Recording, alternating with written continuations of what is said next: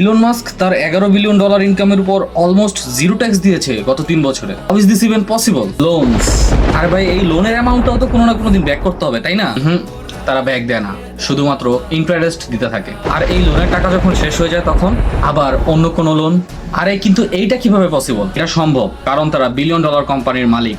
এটা তাদের কোম্পানি থেকে হাই স্যালারি নিয়ে থাকে না, অন্য কোনো কোম্পানির শেয়ার কিনে রাখছে। তাদের কোম্পানি থেকে শুধুমাত্র প্রতি মাসে $1 স্যালারি নিয়ে থাকে। আর লোন নেওয়ার সময় অন্য কোম্পানির যেই শেয়ারগুলো কিনেছিল সেগুলোকে কোলাটারাল হিসাবে রেখে ব্যাংকের কাছ থেকে লোন নিয়ে থাকে। আর ব্যাংকও খুব সহজেই সেই কোলাটারালের উপর ভিত্তি করে লোন দিয়ে দেয়। তার মানে বিলিয়নার্সরা মরার আগ পর্যন্ত লোন নিয়ে যেতেই থাকতে পারবে, তাদের কোনো রেস্ট্রিকশন নেই। এক্স্যাক্টলি, শুধুমাত্র তাদের কোম্পানির নেটওয়ার্ক বাড়তে থাকতে হবে। পর্যন্ত এই পৃথিবীতে 300 ট্রিলিয়নের বেশি লোন নেওয়া হয়ে গিয়েছে, আর যেটা কোনোদিনও শোধ করা সম্ভব নয় তা সবাই জানে। মনে রাখবি, লোন শুধুমাত্র গরিবদের জন্য, বড়লোকদের জন্য নয়।